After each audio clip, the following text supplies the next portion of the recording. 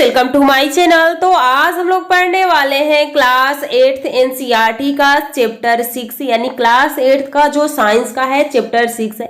और ये आप लोग का बिल्कुल एनसीईआरटी बेस है। जितने भी एनसीईआरटी में लाइन में क्वेश्चन पूछे जाएंगे या बन सकते हैं वो सारा इसमें इंक्लूड है। उसके बाद एनसीईआरटी एग्जाम्पलर करने वाले हैं। तो क्लास चैप्टर 6 का पार्ट 1 हो चुका है जिसमें हम लोगों ने जंतुओं में जनन, लैंगिक जनन, अलैंगिक जनन, जनन क्या होता है, शुक्राणु क्या होता है, अंडाणु यानी स्पर्म ओवम क्या होता है, निषेचन क्या होता है, एम्ब्रियो क्या होता है। तो ये सारे जो इस मेढक के बारे में अगर पूछ लिया जाए ये भी हम लोगों ने पढ़ चुके हैं। तो आज हम लोग टॉपिक स्टार्ट करने वाले हैं। जैसे मुकुलन क्या होता है, उसके बाद विभाजन क्या होता है, द्विविभाजन क्या होता है, तो ये हम लोग पढ़ चुके थे। आज हम लोग को पढ़ना है यहाँ पे परकनली शिशु। आगे देखिए, आज का टॉपिक हम लोग का है अमीबा में द्विखंडन यानी बाइनरी फिजन क्या होता है। तो देखिए, अगर आपके पास बुक है तो अच्छी बात है, उसको अपने सामने उसको खोलिए और खुद देखिए कि अगर अमीबा चैप्टर दिया है तो अमीबा में कहाँ से क्वेश्चन पूछ सकता है। वो जो मैंने इसमें आपको बताया जाएगा यानी जो मैं बताऊंगी इस क्लास में, उस पे आप लोग को अपने कॉपी में जो बुक है उसमें उसको रंग लेना है या नोट्स कर लेना है, या ये पीडीएफ आप लोग को टेलीग्राम पे पहुंच गया है, वहां से आप लोग डाउनलोड कर सकते हैं। टेलीग्राम का लिंक इस वीडियो के डिस्क्रिप्शन में भी है या जेएलबी एकेडमी के नाम से सर्च करेंगे तो टेलीग्राम आ जाएगा। तो चलिए हम लोग स्टार्ट करते हैं कि आखिर अमीबा में विखंडन यानी बाइनरी फिजन होता क्या है। तो यहाँ पे पहले समझिए, जैसे कि अमीबा का कोई आकार नहीं होता है, आप लोग यानी क्लास 6 या 5 से ही पढ़ते आ रहे हैं। बीच में केंद्रक होता है। अगर आपसे कोई पूछ ले कि ये बताइए क्या बिना न्यूक्लियस को टच किए ही अगर अमीबा यहाँ से टूट जाता है या कट जाता है तो नया अमीबा बन जाएगा, तो आपका आंसर होगा नहीं, नहीं बनेगा। क्योंकि अमीबा को बनने के लिए उसके केंद्रक का होना बहुत जरूरी है। जब केंद्रक रहेगा तभी वो नए जीव का निर्माण कर पाएगा। तो वही कहा गया है। और यहाँ पे करता कैसे है, तो बाइनरी फिजन समझिए क्या होता है। जैसे ये एक अमीबा है, धीरे धीरे इसमें ऐसे खांचा पड़ता है। जैसे कि यहाँ पे समझिए, यहाँ पे हमने एक अमीबा ले लिया, अब ये अमीबा इस तरह से बना, फिर इस तरह से बना, फिर कुछ टाइम के बाद ऐसा आएगा, इतना ये धंस जाएगा, फिर इधर से ये भी धंस जाएगा, फिर कुछ समय के बाद ये क्या होगा, ये अलग हो जाएगा और ये अलग हो जाएगा। बीचों बीच क्या हुआ, कट लग गया, जिससे कि एक नया अमीबा बन चुका है। तो इसे ही हम बाइनरी फिजन कहते हैं। बाइनरी फिजन का मतलब कि अपने शरीर से ही दूसरे जीव यानी अपने संतान का निर्माण कर लेना। तो अमीबा एक कोशिकीय समुद्री जीव है। पूछ लिया जाए कि अमीबा यूनिसेलुलर है या मल्टी सेलुलर है, तो जो यूग्लिना होता है वो यहाँ पे आप लोग को ये कोशिकीय होता है, बहुकोशिकीय नहीं होता है। आगे देखिए, इस जीव यानी इस जीव में विभाजित होकर दो संतति उत्पन्न करता है, इसलिए इसे द्विखंडन कहते हैं। यानी एक है ये और ये टूट के दो बन गया, इसे ही हम क्या कहेंगे, द्विखंडन कहेंगे। यहाँ पे आप देख सकते हैं ये एक अमीबा है, यहाँ पे बीचों बीच पहले केंद्रक विभाजन होता है, उसके बाद फिर उसका साइटोप्लाज्म विभाजन होता है। यहाँ पे आप देख सकते हैं यहाँ पे दो संतति का निर्माण हो चुका है। अगला है परकनली शिशु, टेस्ट ट्यूब बेबी। आप लोगों ने नाम सुना ही होगा। तो समझिए कि ये टेस्ट ट्यूब बेबी होते क्या है, यानी आईवीएफ, इन विट्रो निषेचन, इन विट्रो फर्टिलाइजेशन। जैसे कि यहाँ पे हमने क्या लिया, यहाँ पे मादा है, ठीक। ये कब होता है, अगर मादा के शरीर में निषेचन नहीं हो पा रहा है या उसके फैलोपियन ट्यूब में कोई प्रॉब्लम है, निषेचन नहीं हो रहा है, तो ये विधि अपनाई जाती है। यहाँ पे क्या है, नर है। मादा से क्या मिलता है, अंडाणु मिलता है। यानी यहाँ से हमें क्या मिला, अंडाणु मिल गया। यहाँ से हमें क्या मिलता है, शुक्राणु मिलता है। ध्यान से समझिएगा, यहाँ से हमें क्या मिला, शुक्राणु मिलता है। अब हमने क्या किया, ये लैब में कराया जाता है, डॉक्टर के द्वारा कराया जाएगा। ये डॉक्टर क्या करेगा, इस मादा से इस अंडाणु को लेगा, इस नर से शुक्राणु को लेगा, और जब इन दोनों को लेगा तो एक नली में ये क्या करेगा, दोनों को निषेचित कराएगा। यानी दोनों को निषेचित कराने का मतलब कि दोनों को पास में लाएगा, और जब दोनों पास में आएंगे तो ये अंडा निषेचित हो जाएगा। और जब ये अंडा निषेचित हो जाएगा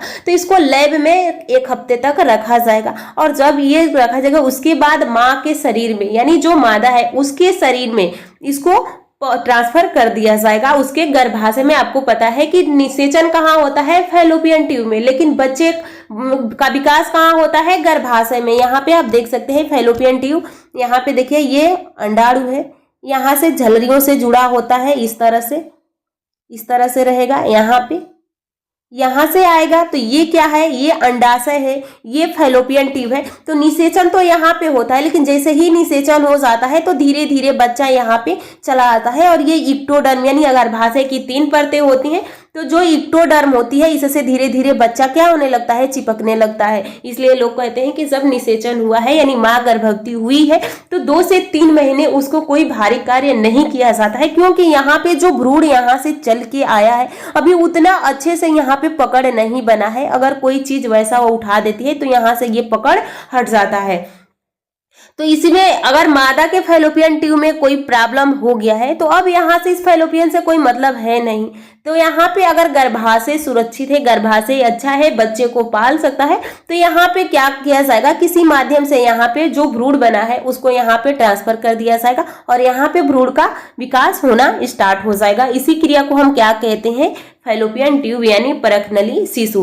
तो देखिए इसे आईवीएफ इन विट्रो निषेचन कहा जाता है, इन विट्रो फर्टिलाइजेशन कहा जाता है। इसमें निषेचन बाह्य और विकास आंतरिक होता है। तो निषेचन हमने कहाँ कराया था, बाह्य कराया था, यानी उसको टेस्ट ट्यूब बेबी, यानी ये टेस्ट ट्यूब का ही मतलब है कि हमने उसको निकाला और टेस्ट के द्वारा यानी उसको लैब में हमने कराया। और लैब में तो इसका निषेचन कहाँ हुआ, बाहर हुआ, लेकिन अब इस बच्चे का विकास कहाँ होगा, माँ के शरीर के अंदर होगा। तो यह महिलाओं में आंतरिक समस्याओं का कारण होता है। तो आंतरिक समस्याओं का कारण क्या हो सकता है कि मादा में जो फैलोपियन ट्यूब में कोई प्रॉब्लम हो, वहां तक स्पर्म और अंड का निषेचन नहीं हो पा रहा है, इधर से स्पर्म नहीं जा सकता है, अंडाणु भी नहीं आ सकता है, तो उस विधि में ये कराया जाता है। आप देख सकते हैं कि आपके बुक में इस तरह से एक बॉक्स बना के दिया गया है। क्या आपने परखनली शिशु के विषय में सुना है?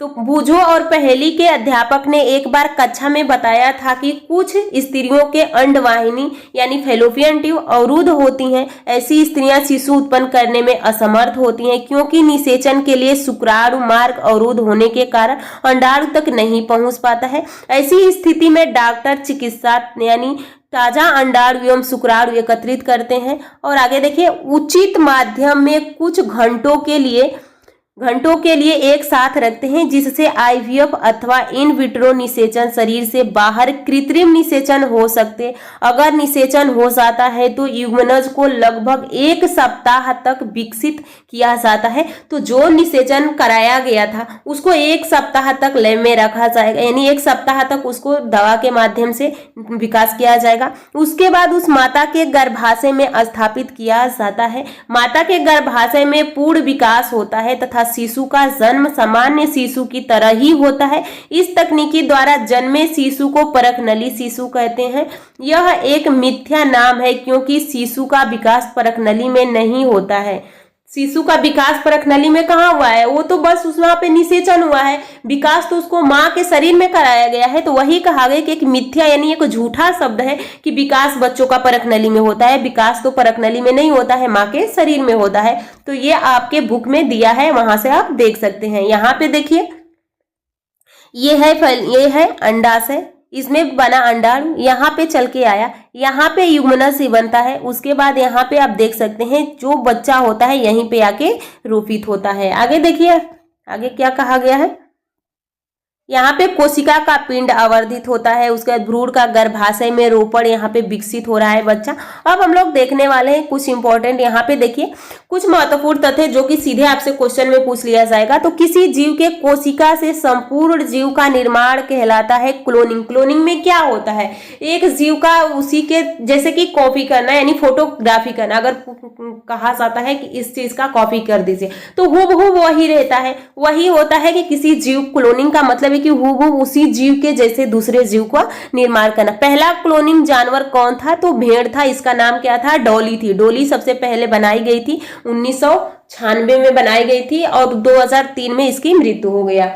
आगे देखिए यहाँ पे देख सकते फिन डार्क सेट भेड़ है और स्कॉटिक ब्लैक फेस इंच है और इन्हीं दोनों के माध्यम से एक डॉली बनाई गई थी। वह जनन जिसमें केवल एक ही जीव भाग लेता है उसे क्या कहते हैं, अलैंगिक। जिसमें दोनों होंगे उसमें को लैंगिक। मछली, मेढक, स्टारफिश आदि में कैसा निषेचन होता है, एक्सटर्नल यानी बाह्य निषेचन होता है। युग्मनज के अनेक विभाजन से किसका निर्माण होता है, एम्ब्रियो भ्रूण का होता है। निषेचित अंडा क्या कहलाता है, तो युग्मनज जाइगोट कहलाता है। भ्रूण को सभी प्रकार का विकास कहा जाता है, कहाँ होता है, तो ये यूट्रस यानी माँ के गर्भाशय में होता है। यहाँ पे देखिए जो जीव शिशु का जन्म देता है वह क्या कहलाता है? तो जो जीव बच्चों को जन्म देता है जरायुज यानी वेब्रियो फर्स्ट कहलाता है। मानव में जनन का सही क्रम है युग्मनज, उसके बाद क्या बनेगा यानी युग्मक बनेगा, फिर युग्मनज बनेगा, फिर भ्रूण बनेगा। अंडप्रजक जंतु विकसित शिशु को जन्म देते हैं। प्रत्येक शुक्राणु एकल कोशिका है। यहाँ पे ये जो आपके बुक का दिया है क्वेश्चन वो है, तो यहाँ पे सही गलत वाला दिया है, तो इसको आप पढ़ सकते हैं। अब हम लोग के पास आ गया है एनसीईआरटी। यहाँ पे जनन प्रक्रिया संबंधित शब्दों के कुछ सेट, यहाँ पे आप लोग का एनसीईआरटी एग्जाम्पलर है। और ये एग्जाम्पलर अगर आप चाह रहे हैं डाउनलोड करना खुद से, तो आप जाइए एनसीईआरटी के वेबसाइट पे, वहां से ये आपको मिल जाएगा, तो आप डाउनलोड कर सकते हैं। तो आज की क्लास तो हम लोग यहीं पे समाप्त करेंगे, क्योंकि नेक्स्ट क्लास में हम लोग क्योंकि कुछ क्वेश्चन है यहाँ पे हम लोग उन क्वेश्चन को करने वाले हैं।